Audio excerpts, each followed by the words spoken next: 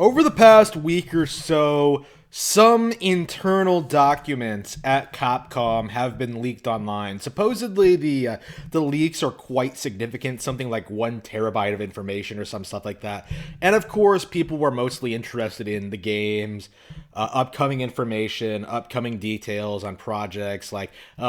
Excitingly, it seems we are getting a great Ace Attorney collection in the West. If that's true, thank you so much, Capcom. But I haven't been able to look through all the leaks personally. I don't think they're available anywhere publicly online. I think they're still being sifted through by the leakers or whatever. I'm not really sure where you can go get them, but some details have come forward, and a lot of these details are very, very, very disconcerting, not the least of which is Monster Hunter Rise and Monster Hunter Stories 2 apparently getting PC releases 6 months down the line, which is just ridiculous. But the thing that gets my goat the most, the thing that I think is downright offensive to a lot of people is this diversity pamphlet, this document in Japanese talking about the significance of female video game characters and their role in Western society, how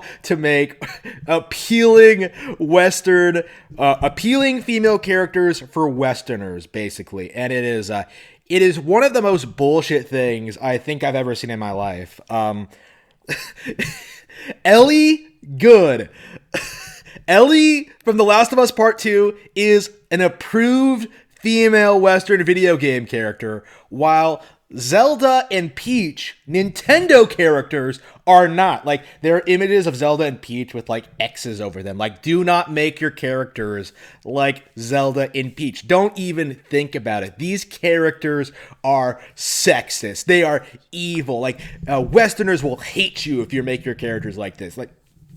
Complete bullshit, obviously. We all know how unpopular the Last of Us Part 2 is over here. Ellie is a piece of shit. No one likes her. Nobody likes The Last of Us Part 2. Nobody likes even the later Tomb Raider games. And yet we're supposed to believe that there's a problem with Zelda and Peach. That's again, I think most people are kind of fixating on the social justice aspect of this, and that is a very big that is a very big issue. But what I want to focus on is why they're doing this. Why exactly is Capcom choosing now to go extremely woke, to go extremely progressive? The answer is because PlayStation is doing this. They are doing what their masters of PlayStation told them to do. Idolize characters like Ellie, like Lara Croft, and demonize characters from the competition. Nintendo characters, established icons, Peach and Zelda. Fuck those guys. Fuck those girls, I should say. We want more characters like Ellie, who, super lesbian, zombie killing action, right? I'm sorry. I forgot. You don't actually fight zombies in The Last of Us Part 2. You're mostly fighting, transgender, the transgender murderer of your foster father Joel. It's just whatever. I don't know what The Last of Us Part 2 is about. I don't care. It sucks, okay? Nobody likes The Last of Us Part 2, but Sony is pretending to this day that The Last of Us Part 2 was some innovative masterpiece that far surpassed the original, stands high above the rest of the industry when it comes to its depictions of female characters, and we're seeing that here. We're seeing that seep into these other extremely Sony-controlled Japanese third-party developers. This is absolutely being done to impress the bigwigs at Sony. This is being done because of PlayStation. Because, again, it didn't just come out of nowhere. There wasn't some radical shift at Capcom's leadership to lead to this angle. No, we are seeing through this internal document how these companies are told, how they're trained to view Nintendo, its products, and its fans. They will straight up tell you that they straight up tell their employees that Nintendo is wrong, Nintendo is evil, Nintendo misuses its characters. This is unacceptable behavior. And meanwhile, they'll glamorize, idolize, deify the PlayStation characters, the PlayStation brand, the PlayStation consoles. And I think this just goes to show you just how this is just the real reason why that companies like Capcom have not been extensively supporting Nintendo Switch outside of a few ports and a couple of games, right? Like, they haven't been putting their best foot forward on the consoles because they are vehemently trying to make it on PlayStation. They are trying to keep PlayStation relevant. They are desperately trying to keep PlayStation relevant, and it's not working. We've already seen with the PlayStation 5 launch that PlayStation seems to be well on its way to being the SJW console, which basically means that all of these big AAA games are just going to go down the shitter. Nobody's going to play them, exactly like The Last of Us Part 2, and PlayStation is basically going to lose everything it's built up over the past 20 years. Everyone's going to move to Xbox Game Pass.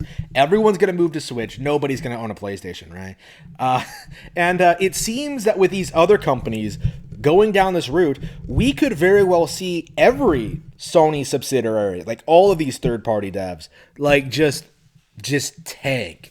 Like, Capcom could go bankrupt, Square could go bankrupt, Konami isn't really making games anymore. Like, this could be the next major blow against these Japanese third-party developers, where they just won't be able to stay relevant. They're already struggling to compete with Nintendo Switch, but now they're going to have to deal with the fact that their politics, the angle they're pushing, is just not appealing to anyone.